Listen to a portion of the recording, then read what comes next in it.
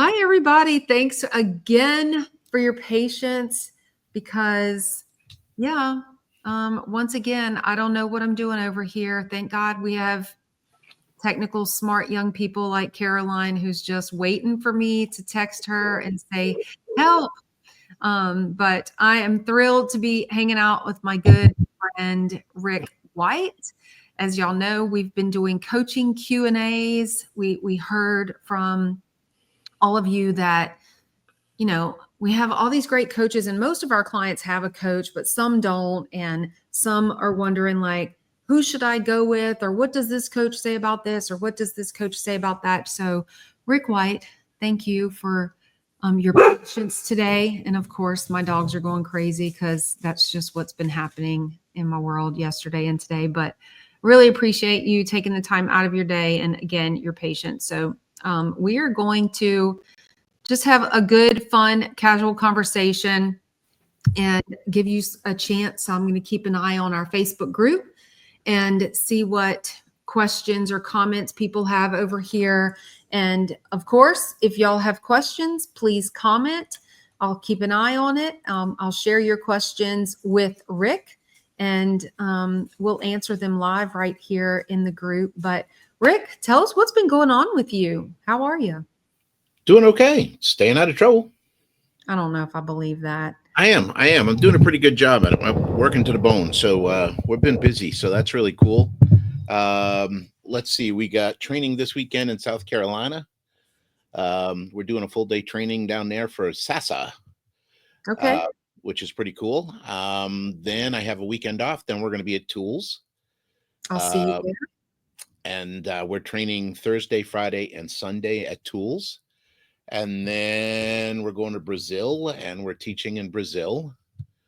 So that's pretty cool too. And then I think it quiets down for a little bit. I'm not sure that's true. Anyway, They don't tell me. They just tell me. I wake up and they say, go here. And I go, okay. So you're a good listener. Is that Brenda bossing you around? It's either Brenda or Shannon. Or both. Or both, Yeah. right? Yeah. Brenda still trumps everybody. But yeah. I get that. I get that. Brian and I go back and forth on who's bossing who, and sometimes we run into each other with that. But it is what it is.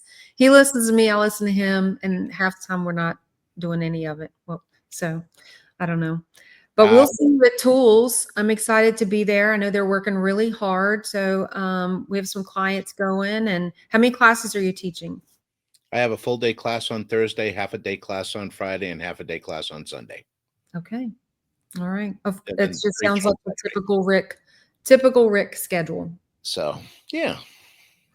All right. So we're going to dig in and we've really just been asking our coaching friends the same questions. So everybody is on a level playing field. The clients in our Facebook group are getting the same questions. Some join us live while some watch later on and engage with it. So if anyone asks any questions, not during the live feed, I'll reach out to you and let you know and we'll take it from there. But anyone that's watching right now, go ahead and comment. If you have any questions for sure that you want me to ask Rick, feel free to go ahead and toss that in here as well.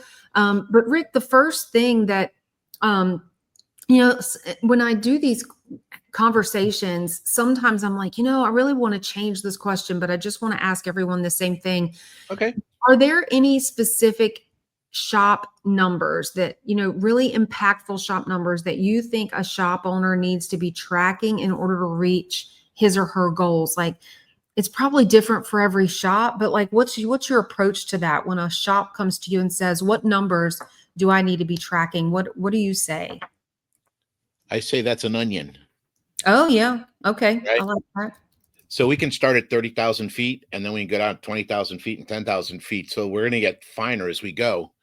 I mean, ultimately, you have daily numbers you want to watch. And then you're going to have weekly numbers you want to watch, monthly numbers you want to watch, and annual numbers you want to watch. Okay. Right? There are some calculations that only need to be done annually, but you want to make sure those are being done. But the most important number, in my opinion, is total build hours. There is not another number in the shop that's more important than that number because Nothing happens in the shop until you sell an hour of labor. Okay. Okay. So what you want to do is you want to look at what your capacity is, right? And don't let your current team dictate what you believe that capacity is. You've got to step back and say, okay, I have this many technicians, or I have this many bays. I tend to do it by technicians, not facility. If I have an 8-bay shop, that's great. But if I only have 2 technicians, it doesn't make sense to go by facility, not at least that point. But I want to see what the potential is with the staffing.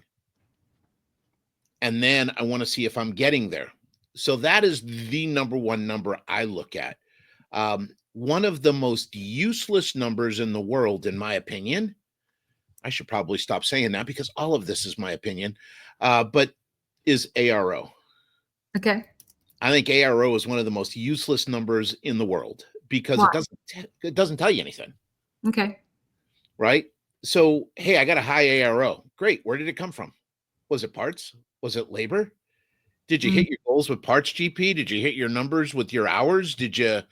What were your hours per RO? There's nothing there. I could do, let's say I'm a general repair shop and I do a diesel engine, the ticket's $30,000. My ARO is going to be through the roof, but it doesn't tell me if I made money doing the job or the jobs. And it can just be very, very misleading. Now, when I'm looking at a shop, if someone's saying, hey man, I want you to look at my numbers, I want to see what's going on, I will look at the ARO and then I divide it by the labor rate to see where it's at. As a quick down and dirty for a general repair shop, your ARO should be running about 6 to 7 times your labor rate. Okay. So how are the shops responding to you, especially the ones that come in? Because we hear ARO all the time and how important it is and all this, but how are you when you have a shop owner coming in and maybe have a different perspective or never thought of it that way? Are they receiving that well? Or they what feedback do you get from shops when you present that to them? So the way I present a lot of times is by asking questions. Okay. Because I find when I ask questions, people are more receptive, right? Because one of the core tenets that I teach is nobody's going to listen to what I have to say until I've listened to what they have to say. Right? Yeah. So my first thing is I ask questions. So I ask, when you're looking at your ARO, what are you looking at it? What's your target? What does this number tell you? So I start to kind of ask questions like that and then say, well, is it possible to have an inflated ARO and not have it actually tell you what's going on in the shop? And, a lot of times the answer is like, yeah, I guess there is, after we talk about it a little bit. And I say, well, if you'd like, I can share with you another number that I think is a lot more impactful. Would that be interesting to you? And then, we can talk about the build hours. Now, there's other things that we got to do. So basically, I want to look at sales every day. I'm going to watch my sales numbers daily. I'm going to watch gross profit weekly, and I'm going to watch expenses and net profit monthly. So that way it gives me a really good hierarchy of what I want to look at without being overwhelmed. Yeah. Right? Yeah, that makes sense. Yeah. Yeah, I totally get that. I remember when Brian and I, we had our shop and you don't know what you don't know. And we got started and we finally realized there was this whole industry to tap into and learn from other people. And, we'd stepped into the coaching world, and I just remember getting all those numbers thrown at us, and it's overwhelming. So I just like really asking, like, what's the most important one you like to pay attention to? So thanks for sharing that. And I know when we are talking about ARO, one of the biggest impacts on ARO has to do with our service advisors. So you shared that, looking at that number was important. And with regard to what the number of hours that's being billed, but for ARO, service advisors went from our perspective, when we're talking to our clients, one thing we run into very often is clients are spending money paying us to run ads for them. And we're running the ads. We can see that the ads are working. We have our KPIs that we look at. We know what the conversions look like. In many cases, most cases, we're even able to look into their shop software and see what's happening there. But the problem is the transition between the marketing and sales. So when the phone rings and the service advisor picks up the phone, and all the money the shop owner has invested into the marketing means nothing because the service advisor is not doing well on the phone call. How are you coaching shops to help them know if their service advisors are doing well on phone calls? So let's talk about what marketing is really designed to do. I've for years, and I grew up with this and I learned this as well, where you compare the campaign cost to the income to make sure that you got a good ROI on that. Uh, the problem with that is there's too many steps in between that can affect it. Mm-hmm.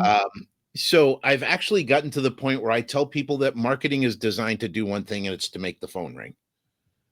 So if you're going to judge the quality of your marketing, you should be counting the number of times your phone's ringing, Mm-hmm. right? Because from that point there, now we're handing the ball off to the advisor.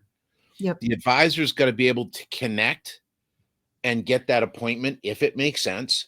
Then we've got to be able to get that appointment in. We've got to do a great discovery conversation. We've got to write it up well. We've got to give it to the tech. They've got to do a great job. They got to do their DVI. There's got to be an estimate created, and then we have to present that estimate, and we've got to be able to present that estimate in a way so that when we're talking to the vehicle owner, they're understanding that every recommendation we're making is exactly tied to one of the outcomes that they want for that vehicle. Otherwise, it feels like we're doing it for ourselves. And then we have the asking for the sale and then getting getting the vehicle done. So there's a lot of steps in there. Yeah. So it's not a fair comparison to say, well, I spent this much and only got this much, right? Yeah. So the way I like to look at it is kind of like cost per call, right? And then doing it that way there. In other words, how are we hitting with our clients, right? Or potential clients, I should say. Mm-hmm. And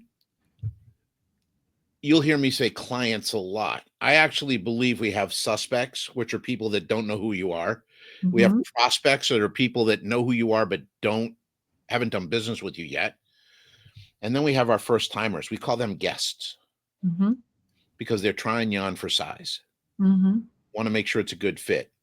Then they become a customer, a repeat customer, a client, a relational client, and then a raving fan. And that's our goal. Our goal is to get every person we work with to raving fan status. Absolutely. It's got to be done intentionally. It's not. Yeah. Right. And so that's the issue. So so listening to advisors is ultimately what we need to do. I know, I think you guys set up special numbers and stuff so you can get the recordings and such for the incoming calls. I am a huge advocate of recording all calls, incoming and outgoing, because not only do I want to hear how they did converting to the appointment, I want to be able to hear the presentation. Yeah. Right. And that's super, super important. You'd be amazed at how many things you can hear that are super scary. I truly believe that we are an industry that makes sales in spite of ourselves. Like the customers say yes just to make us stop, and it's just that bad. So by being able to step back and listen to the calls, this is part of when you're working on the business. Part of that should be growing your team, where you're going to set a standard for each position, and then you're going to provide feedback and hold them accountable to a standard or a goal that you want them to hit, a goal and a minimum level that you want them to hit. So another quick and dirty way to look at that is hours hours presented to hours per ticket, and then hours per RO.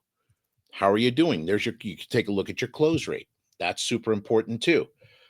Now, a high close rate doesn't necessarily mean you're doing a great job. And I don't mean that disrespectfully. If you're a fix-it shop, your average ticket is probably 1.3 to 1.8, 1.3 to 1.8 hours a ticket. And if you look, the hours presented are almost dead on the hours sold. So what you're doing is fixing broken cars. It's really hard for somebody with a broken car to say no. Mm-hmm. Right. Right. So you could have an 89 to a 98% close rate. When you start adding services and other things that you're catching while they're small, then that close rate's going to start to drop. Ideally speaking, I like to see it. If you have a high trust environment, you can see a close rate in the 70 to 80% range. But what we do is we look to be conservative. 50 to 60% is a good number to look at, but you got to be looking at what you're presenting. Mm-hmm. But the best way is to listen to phone calls. Yeah. Right. And one of the things to do is watch. So I used to do two things. I used to look for ones we didn't make the sale on. And I would go back and listen to the entire, not just the presentation, but how did we do connecting at the very beginning? People all the time say, hey, I need help closing sales. And I go, okay, well, let's talk about how you're engaging them at the very beginning. And they go, no, I want to help closing the sale. That's what I'm doing. We got to start here, right? Because for me as a coach, I don't want to see your advisors coming across as salespeople. I don't even want them to come across as assistant buyers today, right? Where they're helping the customer make a decision, the vehicle owner make a decision. What I want to see is your advisors become advocates for the vehicle owner. Mm-hmm. So the vehicle owner feels protected. They feel like you've got their best interest at heart and that you're there to help and serve. That's really what it's all about. So if you can get to that point, it's nirvana, right? It really makes it easy. But you've got to listen. So the first thing I do is if I see somebody not buy something, we got a nice estimate, it didn't go through, I'm going to listen to the whole interaction. The other time I'll listen to it is if I see a call going like say your normal call is 4 to 7 minutes long. And I see one that's 13, 18 minutes long. I'm listening to that phone call. In fact, I'll get some popcorn. I'm listening to that. I'm listening to that phone call because that one's going to be an ugly one. Uh-huh. So that's what I'll do now. I know there's some AI stuff starting up on this part of it. I haven't fully bought into it yet. I haven't seen one that I really like where it'll listen to the call and provide your parameters to what you want as far as what you're looking for yet. So we aren't to that yet. So I still feel like the best way is to just step back and listen. And you don't have to listen to all of them, but listen to some every single day. Yeah. Our team listens to every call that comes through ads, and we're looking for our reason for listening is quality in the potential customer. And so we want to make sure that we're attracting the right customer. So we're listening to make sure that our work is bringing the right caller. But sometimes it's so obvious that the person on the shop end of the phone, I mean, we've had them to where literally our team escalated the calls up to Brian and I. And one night we were sitting in our living room listening to calls, and in shock, Brian ended up having a conversation the next morning with the shop owner to say, you've got to listen to these yourself. You're not going to believe it. And could not understand. The whole time the shop owner was like, this is a great service advisor, but had never listened to a call before. And And the service advisor was like saying to the customer, well, first of all, there was no real greeting. Like you talked about going all the way back to the beginning, just Mhm. how they answered the phone. And they didn't say the name of the shop. It was a very gruff, sounded like an inconvenience that the service advisor was having to answer the call, and ended up saying, that's going to be a really expensive repair, probably like 20 or $30,000. This is big, heavy truck, engine job, and was literally like selling against himself Mhm. and never asked for the appointment and all that. So when we get that, first thing we do is we're like looking at who is this shop's coach. We need to get you reconnected with your coach. Your coach needs to know about this. And if they don't have one, then we're sharing them with, we're sharing coaches with them. We're like, you got to get this service advisor some training. So that might be a mistake that shop owners are making, is not listening to calls. Are there any other mistakes that you can think of that's happening today, right now? Because as time passes, as culture changes, as business tools and softwares and everything changes, then mistakes are changing as well. But what are the common mistakes you're seeing in shops today? So, it's funny, as much as we got all the shiny bells and whistles going on today, they really are the basics. And I think it's because we get so enamored by, ooh, look. Hmm. So I'm going to tell you really quick, it comes down to documentation and communication. So for me, the big mistakes I see are incomplete or in what is the opposite of integrity? Oh. So when I see an inspection come across that's not completely filled out, or an inspection that's not done well, Mhm. right? It's just not, you can tell it's pencil whipped. That's an issue. Mhm. Uh, Documentation is huge. I still look at repair orders that make me cringe. If they ever, there are so many shops out there, and I want to say a very high percentage, that if they had to go to court based on their invoicing, they would lose. I don't even Mhm. care what it Mhm. was, they would lose because the invoicing is that bad. Yeah. Um, I mean, I see things where it says replace ball joint. We don't know if it's an upper, a lower, right? Or a Specific driver's or detail. passenger. There's nothing there, Yeah. you know? Replaced headlight. Mhm. Great, which one? And these are just quick examples. Um, so it's that, but it's also collecting data from the customer in the beginning, the vehicle owner in the beginning, where, a lot of times we have people coming in with issues, with concerns, and there's not enough documentation or um, an interview with the vehicle owner to understand what is happening, when it's happening, so that it helps the technician accurately and quickly figure out what's going on. So we're talking to shop owners. There are shop owners listening right now. Mhm. And the things that you just pointed out are things at the service advisor level, the technician level. So it's really, when we're talking about what are some mistakes that are happening in the industry right now with shop owners, that's a leadership thing. That's people holding people accountable. That's people lacking processes and that sort of thing. Is that what you, I mean, this is really about shop processes and accountability. Well, I think it starts with clarity and understanding what the shop owner wants. And then being really, just because you hired somebody doesn't mean they're doing it the way you want it done. They're not, and for me, I don't like to micromanage the activity. I want to, I am all in on the outcome, right? And the outcome has got a couple of different components to it, but I'm all about outcomes are non-negotiable. Leadership sets that, and that's it. How we get there, that's negotiable, right? There's got to be some leeway and some agency to that, because there is no way you can have one script for every phone situation. Your advisor is going to fail, because there's going to be situations where it falls outside of that. But if they understand, and I love this, and you will get this because your son's in the Army, commander's intent, right? What is the intent of this interaction? That's the outcome. If we understand what the outcome is, we can give them the leeway to operate within boundaries so that they can be successful.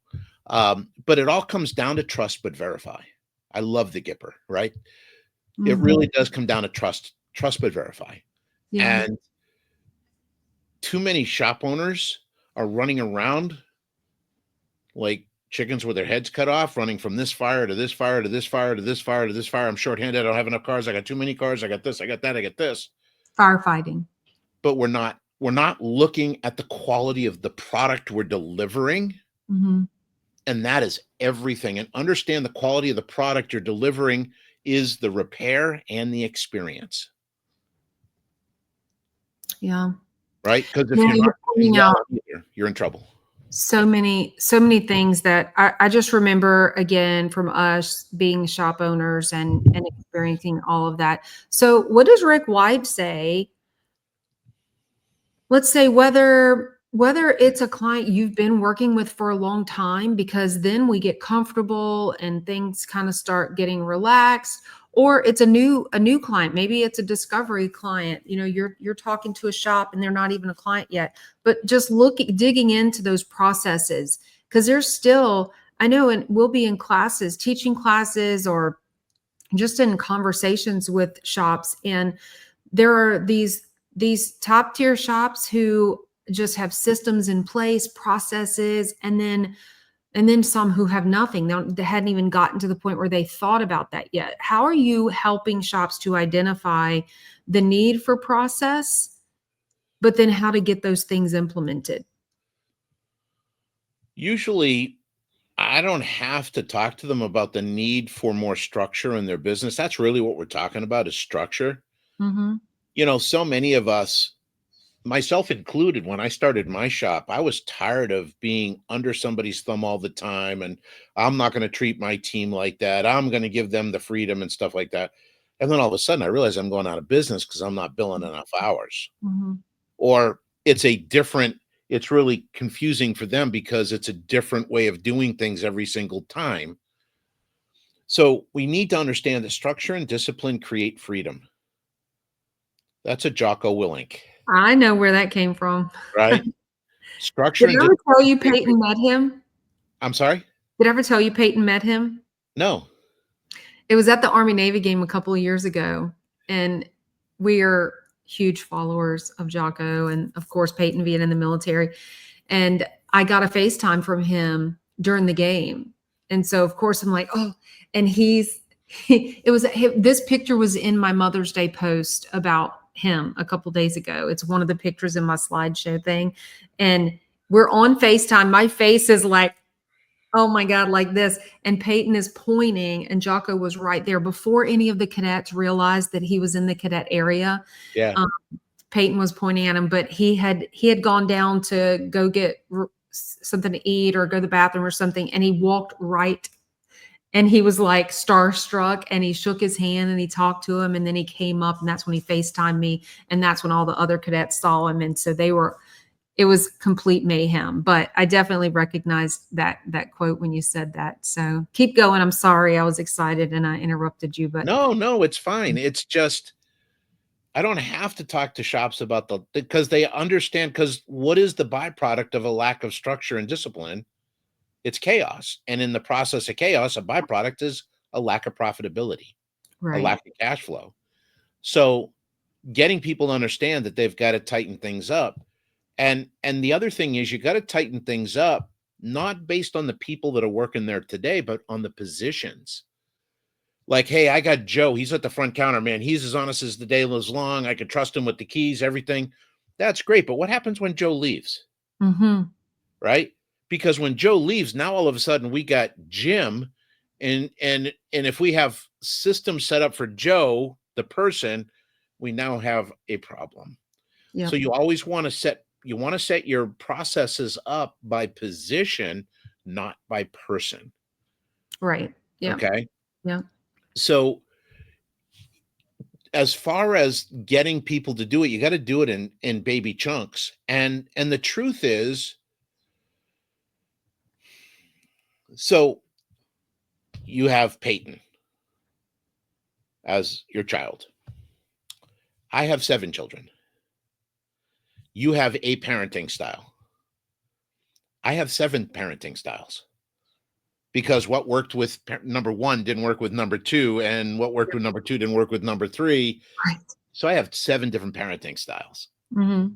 And one of the mistakes I think can be made, and I think it's important if you're looking at a coach, is to see how they do this.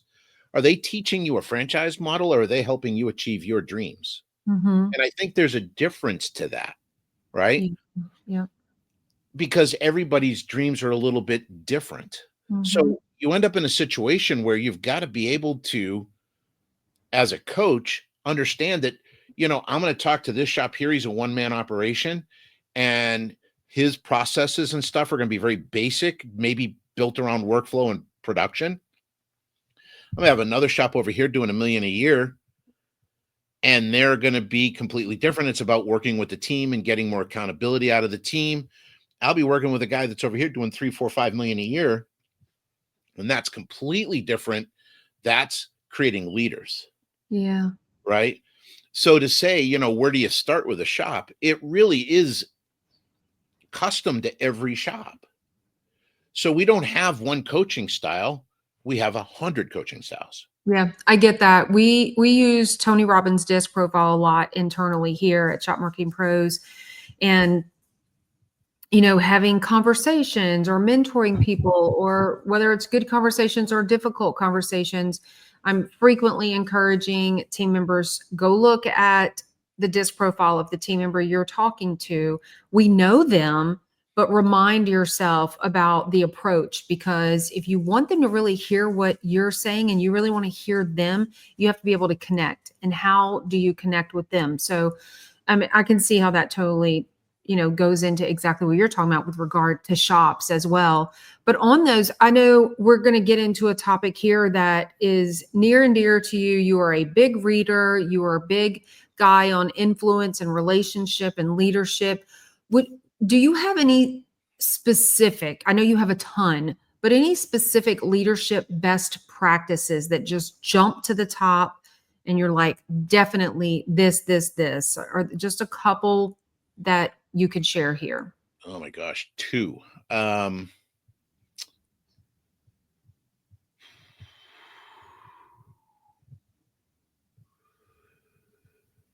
Leaders tend to focus on potential, not problems. Most of us in this industry call ourselves leaders when we're really managers. Mm. Right? Because managers are about the day-to-day and getting operations and dealing with the problems as they come up. But a leader doesn't pretend the problems aren't there, but they're focused on the potential, the hope, the future. That's leadership, right? Yeah. So my definition of leadership is getting other people to do what you want for their reasons. Okay. Okay. Leadership is nothing but influence. That's all it is. Mm-hmm. In fact, John Maxwell says that if you think you're a leader and there's nobody following, you're just going for a walk. Mm-hmm. Right. Mm-hmm. And leadership isn't about getting people to follow you. Leadership is about creating more leaders. Yeah. Right. It's growing leaders. Mm-hmm. But it's a process and it's a journey. I'm a better leader today than I was 10 years ago. And I hope, my plan is to be a better leader 10 years from now than I am today. For sure. So speaking of growing leaders from within, this could play into the next question, but however you take it. Brian and I were at an event a couple of years ago and left really sad and discouraged, because the number of shop owners that we met that were like, I don't really need to talk to you about marketing. I'm about to close my doors. And we were like, what do you mean? There were so many that were just done, like whether it was age related or culture or economics or whatever. They're like, I'm not selling. They had no exit plan, no succession plan, no next steps. Their exit was, I'm just closing the doors. And it seems like that conversation just seems like it's not had enough. So, like, talk about exit planning, talk about succession, whether it's someone that they bring up from within the business to buy the business, whether it's passed down to a family member, whether it's selling the shop. There are options. And it's just heartbreaking to see so many people are like, I'm just closing the door and walking away. Well, the sad part is, Carm Capriato did a podcast not too long ago. Maybe it was a while ago now, where I think the title was "Every Shop's Worth $1 Million" or something to that effect. Mm-hmm. And unfortunately, blood, sweat, and tears don't add to the equity of a business. And no matter how hard you work in it, most in our industry do a very poor job at creating a business. What they've done is created a paycheck, and it's not a great one. Yeah. Yeah. And what happens is we have a class that goes, it's called From CEO to CEO. And basically what it means is from chief everything officer to chief executive officer. And there's a path to this. You first start out, you're the dreamer, and man, everything's going to be so cool. And I want to be able to take on the world. It's like kind of like having kids, right? If we understood what was involved in owning a business, like with kids, we all think, well, I'm not going to be like my parents. I can't tell you how many times my father's come out of my mouth. But what I'm getting at is if we knew what was involved, we'd probably be extinct today. Mm-hmm. Right? So by being able to step back and say, okay, here's the dreaming phase, and then we go to the delusional phase, then we go to the manager phase. And there's steps throughout this process. And what typically happens is you have someone that really struggles, and they finally say, I need help, or I'm instead of dealing with it when it was a little lizard, we're waiting until it's Godzilla eating Tokyo. Yeah. But what happens is you step back and you have shop owners that get some training, some management help, and they start to make money, like more money than they probably ever thought they were going to make. And then they get stuck there. Mm-hmm. So when I start with a client, I tell them very clearly, my goal is to help you work yourself out of a job. That's the goal of myself and my team. We want to help you work yourself out of a job. We want to get it so the shop is truly passive income. Mm-hmm. Okay. Most people don't ever think that way. Yeah, they don't. And here's the funny part. When it's passive income, your shop's worth more money. Mm-hmm. Because people that are buying shops today, and there's lots of mergers and acquisitions going on right now, big time, and we haven't even seen the meat of that yet. Mm-hmm. This is a great time to expand. But people don't want to buy a job. Right. Right. Yeah. So that's a big part of it. There's a bunch of different things that go into, creating making the shop as sellable as possible. But a big part of it for me, a big part of it is if you can figure out, first of all, you need a runway. You got to get the shop so it's maximizing profits and sales. You want to have a 5-year record of that profitability. Then the shop's got some a track record, and you want to get it so you're not involved day to day as much. The less involved you are, the more the value of the business, because it'll run without an owner there, mm-hmm. without you there. And that's what people are looking for today. Yeah. But for me, there isn't anybody that's going to value the business more than somebody already working in it. Because for them, there's more of an emotional issue to it, wanting to keep the name going, seeing the potential that's there. Yeah. And that's really kind of interesting. The other thing is there's stages to a business where when you start a business, you're in heavy, heavy growth. Mm-hmm. Then you start to level off and it's a little bit of growth, but it's not as severe, not as strong. Mm-hmm. But then at some point, the owner decides like, okay, I just don't want this to break. And they start to coast. And the problem with coasting is nobody ever coasts up. Mm-hmm. It always goes down. Mm-hmm. So the business starts to do this a little bit. Now you got somebody in there that's like hungry and wants to grow, and you kind of got this going on. So that has to be navigated. But ultimately, for me, I mean, you can sell it. You should always sell it. It's for how much, right? If it's an outright sale to somebody I don't know, that's fine. If it's somebody that's in the shop, I think that's even better. Um, and Do you help people figure out the valuation of their shop, or do you refer them to someone for that? so It's for like, the actual valuations and such, there's a process to it. mm-hmm. Um, but basically, I typically will I will recommend somebody for that. Mm-hmm. Yep.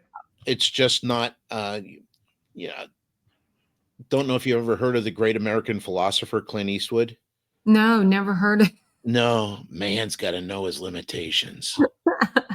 So, that's just, I can talk broadly on the subject, but when it comes time to actually nuts and bolts, I get Yeah. somebody that can help them. How much do you think shop culture plays into that? How do people build and maintain a great shop culture? Oh, good Lord. Nice, simple questions. Thank you. So it's, first of all, it starts with clarity, right? The reality is, what is a culture? It's how does it feel to either do business with you or to work within that business, right? And if you think about it, you have internal customers, those are your team, that's part of your team. And then you have your external customers, they're the ones that keep the lights on. But that culture is all about how does it feel working with you? Mhm. Okay? And you do that by identifying the values that are important to you, right? Yeah. So understanding what those values are and what your beliefs are, and then knowing what your standards are, those are going to be what create your culture.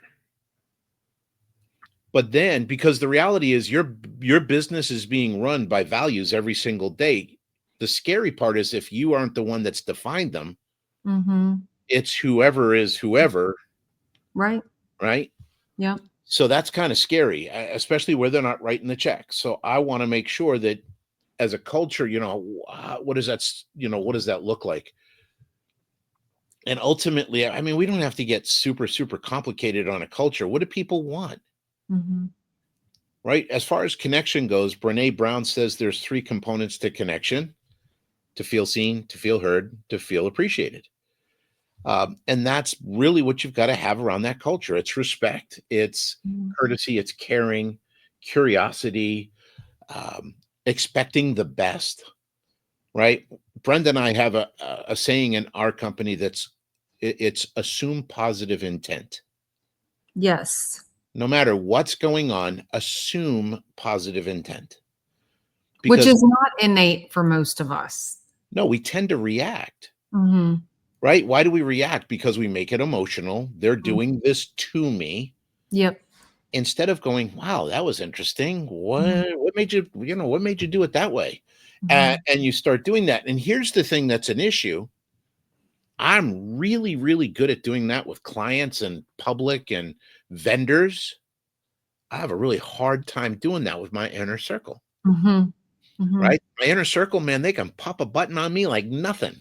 And Mhm. bam, I'm completely triggered. And so I'm working on that. My goal is to die with no triggers.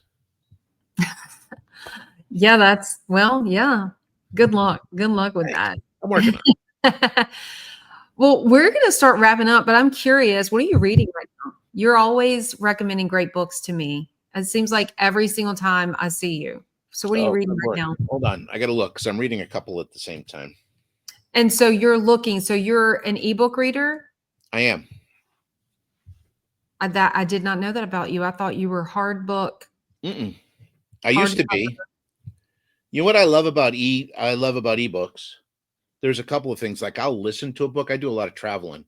Mhm. So I'll listen to a book on Audible and I'll have the Kindle version of the book so that when I make a bookmark in the Audible, it shows up in the Kindle.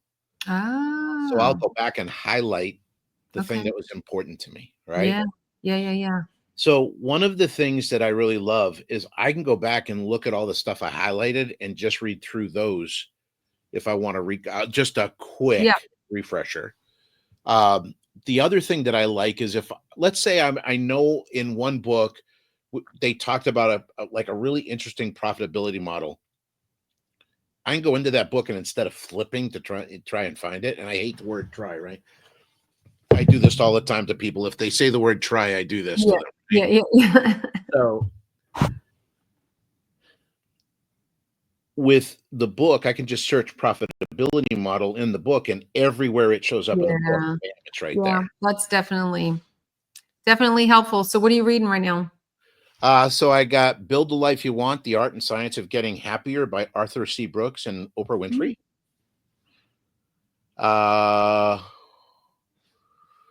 What else am I reading here? So I don't know if it's new, but Dave Ramsey, I think it's new, is a book.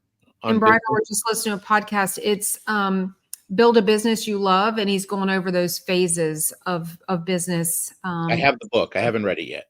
Yeah. Tao Te Ching by Lao Tzu. I'm reading that right now. Let's see. You Got to Be Hungry, The Greatness Within to Win by Les Brown. You're reading all those right now at the same time? Yeah, different things at different times. And then I have some psychology books that I'm reading. Okay. Buy Back Your Life is a real good one by Dan Martell. Buy Back Your Time? Buy Back Your Time. Oh, Buy Back Your Time? Brian just read that not long ago, and I forget who told him to read that, but yeah, he loved that book. Yeah, it was a really good book. And the other one is Scalability by Ryan Deiss. That's another good one that we're working on. So yeah. All right. Well, last word, Rick. What have you not said to our shop owner clients that you want to say? Oh, good Lord. How much time do I have? So yeah, pretty much anything. If you ask me a question today, it's funny. When I first started doing presentations and teaching, everything I wanted to say was on a slide because I was afraid I was going to forget something. And today, if you look at my slides today, most of them are pictures. And I realized at Vision this year, I could have done the entire class without any slides at all. I could have just had 3 or 4 bullets and just riffed on the whole bullet thing and been fine. So what am I going to tell you? This is an amazing time to own an auto repair shop. Let me tell you why. Number one, new cars are really expensive. And with the tariff stuff going on, used cars are getting more expensive again, like they were during COVID. So being able to justify investing in a current vehicle is making it easier and easier. It's also really super easy to stand out today because you're talking to a guy that when I started my shop, the internet started with beeper, beep, beep, you know what I mean? And so we had to have newspaper ads, we had to have yellow pages, we had to have all these different things. Today, it's so much easier. And it's the easiest way, honestly, is video, is just get out there and video. So one of the things I tell my clients, if you're nervous about video, someone asked me this, said, how do you get comfortable with doing video? I said, do 100 of them. And around 50 or 60, you don't care anymore. And I don't mean that you don't care if you're not perfect, right? Because none of us are perfect. We can't. In fact, not only is it not possible, but people connect more when you make mistakes. When you're authentic, right? Yeah. So one of the things I suggest is just use this sucker right here. And you can see, like we got Darth Vader, right? Of course. Yeah. Oh yeah, but there's more because it's kind of like Good Days and Bad Days. I got Yoda. But use the camera on this. Do a Facebook Live or whatever it is. Don't record it. Do the live because then it's done. Okay. And then if you're nervous about seeing yourself on the camera, what I've told people is find one of your best friends or somebody you really like to talk to and print their picture out, their face, put a little hole right between their eyes, and then you put the face on top of the camera. So as you're looking at their eyes, you're actually talking to a friend and it's a lot more comfortable. That's like a Rickism. Right? Oh my gosh, that's funny. So it's one of those things. Stealing that? it. I'll give you credit. I'm stealing it, but I'll give you credit. Hey, you know something? It works, right? You got to get out there. There's so much potential out there. What happens with shop owners the first day, I want you all to remember the first day you opened your door. The first day you slid your key in the lock, Mm, right? Excitement was through the roof. You're probably scared too, and that's okay. But all you yeah. saw was potential. I mean, come on. How many of you, as you're watching this, are thinking, "Man, I'm going to take over the world," Yeah. right? Mhm. Then you fast forward 2 months, 2 years, 20 years, whatever it is, you don't see potential anymore. You see all the problems. Now, the Mhm. reality is when you opened the doors the first day, those same problems were there. Mhm. You just didn't focus on them. The focus was on where I was going, not what's holding me back. I don't want to pretend there are no problems. That's ridiculous. That's delusional. But I'm not going to give them all my focus. When something comes up, I deal with it. That's good. Okay. But Yeah. I'm always focused on where I'm going. Like our goal is to make the world a better place, one shop at a time. And I am on a crusade to impact as many people as I possibly can before I kick the bucket. So we have grown, we've added coaches, their clients. It's amazing. We have client success manager now. We're getting another one. So we really want to make sure that as we grow, we don't lose what we have. Right. Which is high touch, high accountability. And and and that's what you want for your customers, your clients. Yeah. You want to have that high touch, but make sure you're providing just exceptional service. And the last thing I think I would tell you is if you're out there chasing money, it's kind of like that puppy dog that gets outside. Have you ever noticed the puppy dog gets outside and they wag their tail at you? I got an old boy, Lucky. He's not with me today, but he'll go outside. He's 12 years old and he'll still wag his tail every once in a while. I'll walk towards him and he'll run off. Mhm. And then he just far enough of Fat Boy, so Fat Boy ain't going there, right? So I walk over and he wags his tail and I get close enough and he runs again. And I'll play that a little bit and then I'm like, I'm done. And I go sit in the stairs and he'll come back to me. Mhm. If you're chasing money, you're going to chase it your entire life. If you're chasing success, you're going to chase it your entire life. You need to understand that success and profit, wealth, are a byproduct of value. It's about caring, loving, and serving your clients to the very best of your ability, where they realize that it's not just a repair, but it's a connection. Mm. And that's what makes the difference. And it really works. Well, that is a great place for us to leave off. But before we go, be sure let everybody know. I mean, it's right there on the screen, but how do you want people to get in touch with you? They can Facebook me, text me. My cell number is 540-830-2293. You can email me, rick@180biz.com. You can DM me on Facebook, Instagram. I think we started a TikTok channel, I heard. I don't do any of that stuff. They just say we need pictures or we need a video. I do it. They do the rest. But Uh, you're easy to get in touch with because you're everywhere. So I'm pretty easy. Yeah. and almost all of the industry events and conferences. But Rick, I always love spending time with you. You're inspiring, and I love hearing all of your takeaways and lessons and all that great information. So really, one, thanks for your patience in the beginning with my own technical difficulties. I still don't know what happened. We have a checklist and I follow the process and it didn't work. But so thanks, Caroline, for helping out get that fixed. Rick, thank you so much. I know you're busy. I know you have lots of stuff to be doing, people to be inspiring and influencing and all that great stuff. I really appreciate you hanging in there with us today and dropping all of your experience, tidbits of knowledge, and all that great stuff. Tell my friend Brenda I said hi, I and will. I'll see you in a few weeks Yeah. in Yes, and Pennsylvania. I really appreciate the word inspiring because most of the time I'm exasperating. So I really appreciate that. Thank you. Yeah, you're welcome. All right. Have a good day. Let me go in here and close this out.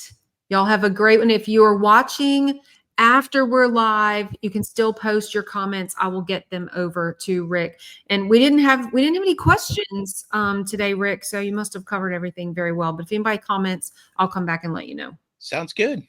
Thank you, everybody.